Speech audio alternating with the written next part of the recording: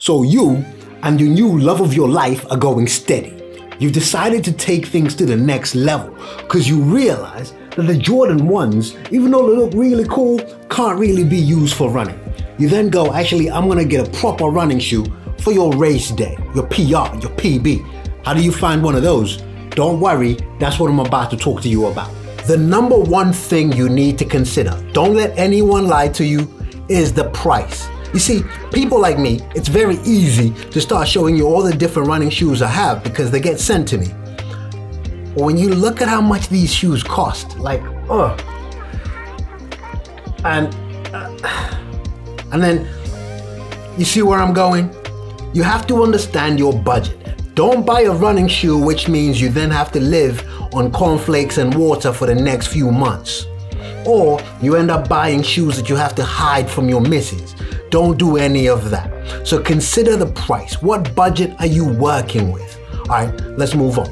Okay, so what makes a race day shoe different to any other daily trainer or an ordinary running shoe? Let me explain. You see, this is a race day shoe. And there are certain things about its anatomy that makes it so. The first thing, this here.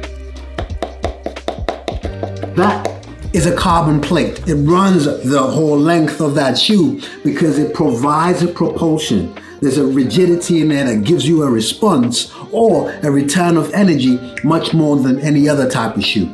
Secondly, the midsole. When you look at the size as well as the makeup of this foam, it is very well cushioned, but more importantly, very lightweight. Third, when you talk about the upper, it's going to be minimalistic. All of it building into a very lightweight package. That's pretty much what you need to know. Okay, 3 is the weight. Now, I'm not one of them ones that sit there and complain that that shoe is 2 grams heavier than that shoe, so therefore that shoe is no. But there is proven scientific evidence that shows you that the lighter a shoe is over a certain distance, the better. You want a shoe that's gonna disappear and not be felt as part of that. It's simple. The lighter, the better. Oh, but Aubrey, what about when I'm running in the trail? This is race day. I don't do race day and trails, definitely not on this channel. If I start giving you advice on race day trail running shoes, just know I'm making stuff up, or I've watched the run testers and I've just decided to regurgitate everything they've just told you. I'm nowhere near experienced enough to tell you about that, so let's move on. I'm just gonna say this next one quite bluntly, because most channels don't tell you this. Swag. The shoe needs to look cool. You need to look good, because when you look good, you run good. Simple as that. So, don't get me wrong, there are plenty of high performance shoes. Those things will give you PBs and all of that. But hey, on the race course, it's gonna be cameras. It's gonna be photographers. There's people taking selfies, even you yourself. You wanna make sure, on a serious note though, the shoe has to look good. I probably should have started with this one. Because of how expensive these running shoes are, durability becomes an issue. I know some shoes that have been branded as only good for 1 or 2 marathons. So, durability for race day shoes is a big issue, especially with the amount of money you're going to be spending on these shoes. So make sure you're looking for something that's going to last you a long time and you're going to get bang for your buck. This is where you might end up having to pay a premium for durability. But one way of assuring yourself you're gonna get a durable shoe is this, the outsole. Well, this is still my Jordan 1s. It's not a race day shoe, but look at the outsole. When you watch running shoe reviews, what are reviewers saying about outsole durability? Is it showing early signs of wear way too early within the lifespan of the shoe?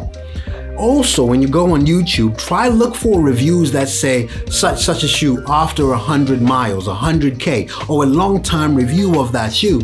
That gives you how it's performed and withstood the test of time. The longer you go, half marathon, full marathon, and your foot swelling, make sure that your race day shoe will accommodate that swelling. This is where you might want to go a half or full size up. The fit of that running shoe will determine how well you perform, but also how much you enjoy your run. So take that into consideration.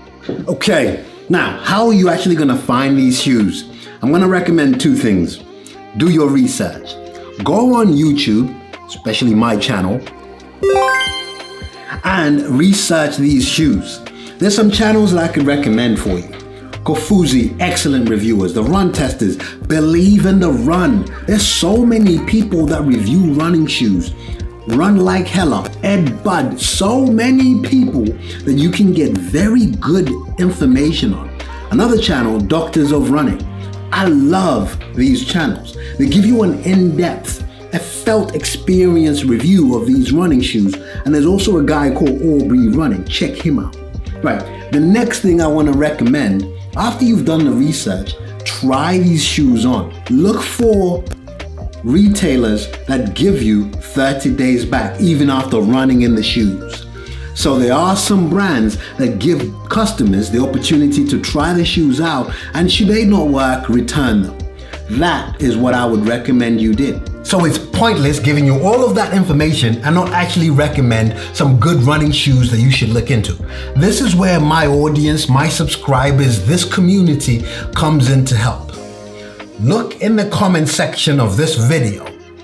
Please comment your most recommended running shoe, 1. Also, number 2, recommend the most affordable, very good running shoe. So if you had all the money in the world, what shoe would you buy? And also, if your budget is limited, what shoe would you buy? If you're new to this channel, go down to the comments. You're gonna see people recommend. I can't leave though without showing you my recommendations. So here are my personal recommendations. The Nike Vaporfly 3. This used to be my all-time favorite shoe, period, but it makes for a very good race day shoe. And then there's this, Adidas's Adios Pro 3. Now this one, shameless plug over there, was gifted to me by Thomas from Believe in the Run. I love this one. Next, Wizardry. This is the lightest shoe I've ever owned in my life. Asics Metaspeed Sky Paris. Excellent shoe. High performance, lightweight, and also, in the grand scheme of things, affordable. And then, the Hoka Rocket X2. Undoubtedly one of the best running shoes ever made. Definitely a personal favorite of mine. And strong contender for best race day shoe of 2024, Puma's DV8 Nitro Elite 3. These names are so long. Anyway, this is definitely one you should consider. Lastly, Saucony's Endorphin Pro 4. Excellent shoe, not as aggressive as these other ones, and I find this to be very versatile. I hope that list helps you out, and also, I hope you subscribe to the channel. Peace. Peace.